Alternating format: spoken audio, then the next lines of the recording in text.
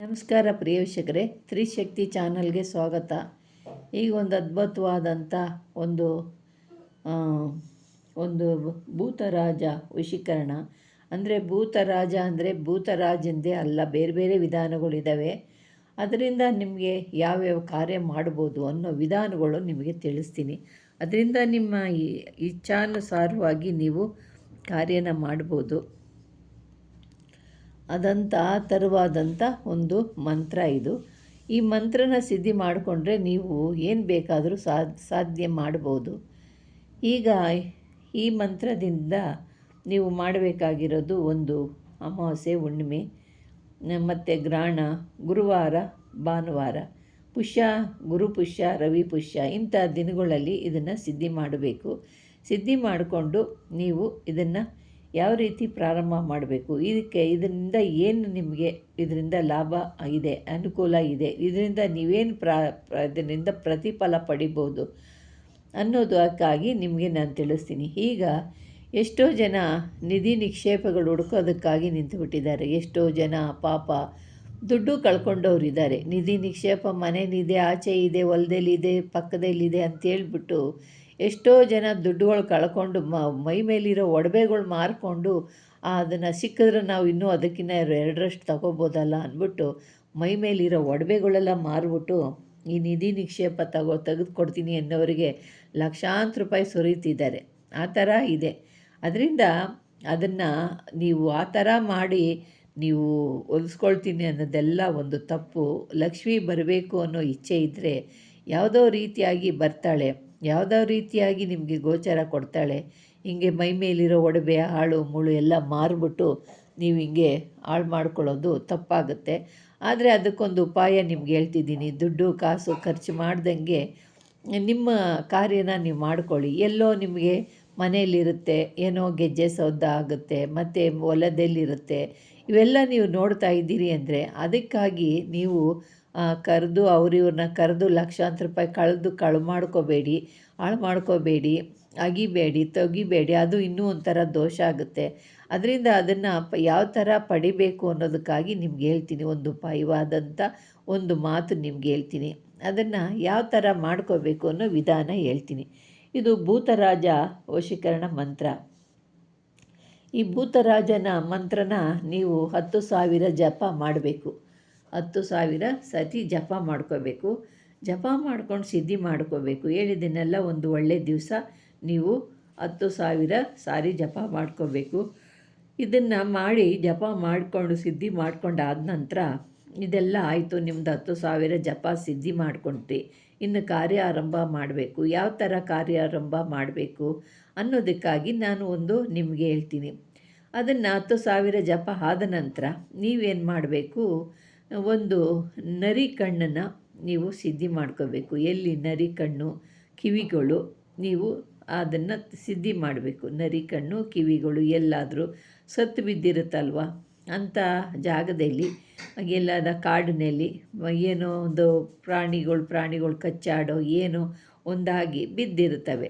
ಆವಾಗ ನರಿ ಕಣ್ಣನ್ನು ಕೂಡ ಕಿವಿಗಳನ್ನೂ ನೀವು ತಗೊಂಬರಬೇಕು. ತಗೊಂಡು ಬಂದು ಅದನ್ನೇನು ಮಾಡಬೇಕು ಅಂದರೆ ಅದನ್ನು ಸುಟ್ಟು ಭಸ್ಮ ಮಾಡಿ ಚೂರ್ಣ ಮಾಡಬೇಕು. ಅದನ್ನು ಕಪ್ಪಾಗುತ್ತದು. ಅದನ್ನು ಚೆನ್ನಾಗಿ ಕಪ್ಪನ್ನ ಹರಿಬೇಕು. ಹರಿದ್ಬಿಟ್ಟು ಅದನ್ನು ಗಂಧವಾಗಿ ಹರಿದು ಅದನ್ನು ಸಿದ್ಧಿ ಮಾಡಿ ಒಂದು ಕಪ್ಪಾಗುತ್ತೆ. ಆ ಕಪ್ಪನ್ನು ತೆಗೆದು ನೀವು ಆ ಕಪ್ಪನಿಗೆ ಏನಾಗಬೇಕು, ಅಂಜನ ಕಲ್ಲು ಹಾಕಬೇಕು. ಅಂಜನ ಕಲ್ಲು ಹಾಕಿ ನೀವು ಅದನ್ನು ಹರಿದು ಒಂದು ಡಬ್ಬಿನಲ್ಲಿ ಹಾಕ್ಕೊಂಡು ಇಟ್ಕೋಬೇಕು. ಡಬ್ಬಿನಲ್ಲಿ ಹಾಕ್ಕೊಂಡು ಇಟ್ಕೊಂಡು ಅದನ್ನೇನು ಮಾಡಬೇಕು, ಈ ಮಂತ್ರನ ಜಪಿಸ್ಬೇಕು. ಅದಕ್ಕೆ ಈ ಮಂತ್ರನ 108 ಸತಿ ಆ ಕಪ್ಪಿಗೆ ಜಪ ಮಾಡಬೇಕು. ಜಪ ಆದ ನಂತರ ನೀವೇನು ಮಾಡಬೇಕು, ನೀವು ನಿಧಿ ನಿಕ್ಷೇಪ ಭೂತರಾಜನ ಇದನ್ನೆಲ್ಲ ತೋರಿಸೋದು ಭೂತರಾಜನೇ. ಈ ಮಂತ್ರ ಭೂತರಾಜಂದು. ಈ ಭೂತರಾಜನ ನಿಮಗೆ ಯಾವ್ಯಾವ ಥರ ಅನ್ನೋ ರೀತಿಯಲ್ಲಿ ಭೂತರಾಜ ನಿಮಗೆ ಎಲ್ಲಿ ಏನಿದೆ ಅನ್ನೋದನ್ನು ನಿಮಗೆ ತೋರಿಸ್ತಾನೆ. ನೀವೇನು ಮಾಡಬೇಕು, ಆ ಕಪ್ಪನ್ನೆಲ್ಲ ಹರಿದು ಅದನ್ನು ನೀವು ಕ್ಲೀನಾಗಿ ಒಂದು ಡಬ್ಬಿನಲ್ಲಿ ಬೆಳ್ಳಿ ಡಬ್ಬಿನಲ್ಲೋ ತಾಮ್ರ ಡಬ್ಬಿನಲ್ಲೋ ತುಂಬಿಟ್ಕೊಂಡು ನೀವೇನು ಮಾಡಬೇಕು, ಅದನ್ನು ನೀವು ಭೂತರಾಜನ ಮಂತ್ರನ ಹೇಳಿಬಿಟ್ಟು ಎಲ್ಲಿ ನಿಧಿ ಇದೆಯೋ ಆ ಜಾಗದಲ್ಲಿ ಕಣ್ಣಿಗೆ ಕಾಡಿಗೆ ಇಟ್ಕೋಬೇಕು. ಆ ಕಾಡಿಗೆನ ನಿಮ್ಮ ಕಣ್ಣುಗಳಿಗೆ ಲೇಪಿಸ್ಕೋಬೇಕು. ಕಣ್ಣುಗಳಲ್ಲಿ ಕಣ್ಣು ಕಪ್ಪು ಇಟ್ಕೊತಾರಲ್ಲ, ಆ ಥರ ಕಣ್ಣುಗಳಿಗೆ ಕಣ್ಣು ಕಪ್ಪು ಇಟ್ಕೊಂಡು ಅದನ್ನು ಲೇಪಿಸ್ಕೋಬೇಕು.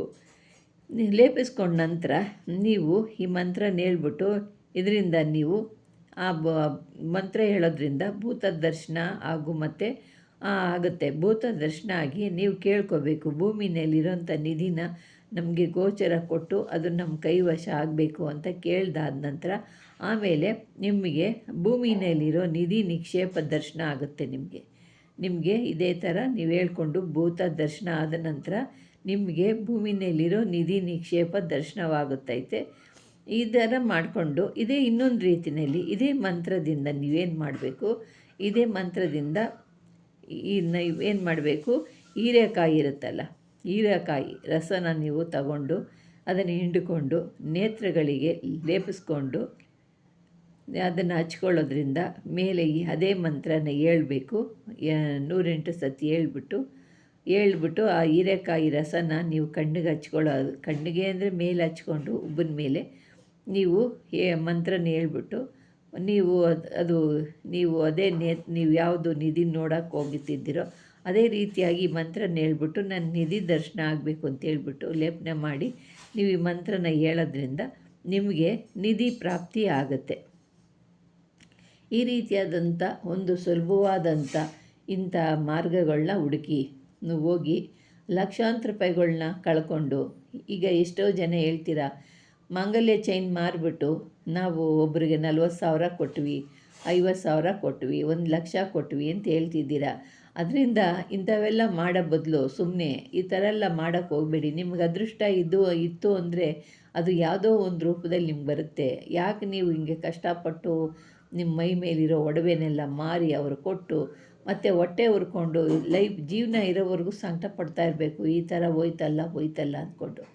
ಅದರಿಂದ ನೀವು ಇದಕ್ಕಾಗಿ ನಾನು ಇಂಥವ್ರಿಗೆ ಹೇಳ್ತಿದ್ದೀನಿ. ಎಷ್ಟೋ ಜನ ಹಿಂಗೆ ನನಗೆ ಹೇಳಿದ್ರಲ್ಲ, ಹಿಂಗೆ ಹೇಳಿದ್ದಕ್ಕೆ ಅವ್ರಿಗೊಂದು ಆಯಿತು, ಇದೊಂದು ಮಾರ್ಗ ಅವ್ರಿಗೆ ದಾರಿ ತೋರಿಸೋಣ ಅಂದ್ಬಿಟ್ಟು ನಾನು ನಿಮಗೆ ಈ ಮಂತ್ರನ ಕೊಡ್ತಾಯಿದ್ದೀನಿ. ಮಂತ್ರದಲ್ಲಿ ಸಿದ್ಧಿ ಮಾಡಿಕೊಂಡು ನಿಮಗೆ ಮಂತ್ರ ಸಿದ್ಧಿ ಆದ ನಂತರ ಭೂಮಿನಲ್ಲಿರೋ ನಿಧಿ ದರ್ಶನ ಆಗುತ್ತೆ. ಭೂತರಾಜ ನಿಮಗೆ ನಿಧಿ ದರ್ಶನ ತೋರಿಸ್ಕೊಡ್ತಾರೆ.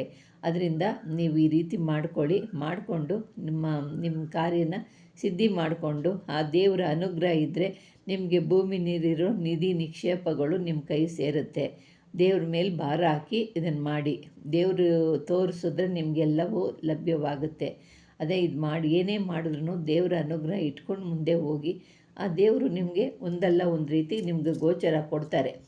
ಇದನ್ನು ನೀವು ಈ ಥರ ಮಾಡಿ. ನರಿ ಅಂದ್ರೇ ಲಕ್ಷ್ಮಿ, ನರಿ ಅಂದ್ರೇ ಲಕ್ಷ್ಮಿ ಅಲ್ವಾ? ಅದರಿಂದ ನರಿ ಕಣ್ಣು ನರಿ ಕಿವಿ ಎರಡೂ ತಗೊಂಡು ಅದನ್ನು ಕಪ್ಪು ಮಾಡಿ, ಅದನ್ನು ಶುದ್ಧವಾಗಿ ಕಪ್ಪು ಮಾಡಿಕೊಂಡು ಅದಕ್ಕೊಂದು ಸ್ವಲ್ಪ ನೀವು ಈಗ ಇದನ್ನು ಅಂಜನ ಕಲ್ಲು ಹಾಕ್ಬಿಟ್ಟು ನೀವು ಇದನ್ನು ನೋಡಿ, ಇದರಿಂದ ನಿಮಗೆ ಒಳ್ಳೆಯ ಫಲ ಪ್ರಾಪ್ತಿ ಆಗುತ್ತೆ. ನಿಧಿ ನಿಕ್ಷೇಪ ನಿಮಗೆ ಗೋಚರವಾಗುತ್ತೆ. ಭೂತರಾಜ ನಿಮಗೆ ಗೋಚರ ಕೊಡ್ತಾರೆ. ಎಲ್ಲೆಲ್ಲಿ ಭೂಮಿನಲ್ಲಿ ಎಲ್ಲೆಲ್ಲಿ ನಿಧಿ ಇದೆ ಅಂದ್ಬಿಟ್ಟು ಭೂತರಾಜ ನಿಮಗೆ ದರ್ಶನ ಕೊಟ್ಟು ನೀವು ಭೂತರಾಜ ದರ್ಶನ ಕೊಟ್ಟ ನಂತರ ನೀವು ಏನು ಬೇಕೋ ಅದನ್ನು ಕೇಳ್ಕೊಂಡು ನಮಗೆ ಈ ಥರ ಭೂತರಾಜನ ನೀವು ಕೇಳಬೇಕು. ಸುಮ್ಮನೆ ಅದಷ್ಟಕ್ಕೆ ಅದೇ ತೋರಿಸೋದಿಲ್ಲ. ಇದು ಭೂತರಾಜ ಕೊಡೋವಂಥ ವರ. ಭೂತರಾಜನ ನೀವು ಪ್ರಾರ್ಥನೆ ಮಾಡ್ಕೋಬೇಕು, ಸಂಕಲ್ಪ ಮಾಡ್ಕೋಬೇಕು, ನಮಗೆ ನಿಧಿ ನಿಕ್ಷೇಪ ತೋರಿಸ್ಬೇಕು ಅಂತ ಹೇಳ್ಬಿಟ್ಟು ಭೂತರಾಜನ ಆಜ್ಞೆ ಪಟ್ಕೊಂಡು ಆ ಭೂತರಾಜನೇ ನಿಮಗೆ ದಾರಿ ತೋರಿಸೋದು. ಅದನ್ನು ಮಾಡ್ಕೊಳ್ಳಿ. ಭೂತರಾಜನ ಅನುಗ್ರಹದಿಂದ ನಿಮಗೆ ನಿಧಿ ನಿಕ್ಷೇಪ ನಿಮಗೆ ಲಭ್ಯವಾಗುತ್ತೆ. ಪ್ರಿಯ ವೀಕ್ಷಕರೇ, ನಿಮಗಿಷ್ಟ ಆದರೆ ಲೈಕ್ ಮಾಡಿ, ಶೇರ್ ಮಾಡಿ, ಸಬ್ಸ್ಕ್ರೈಬ್ ಮಾಡಿ. ನಮಸ್ಕಾರ.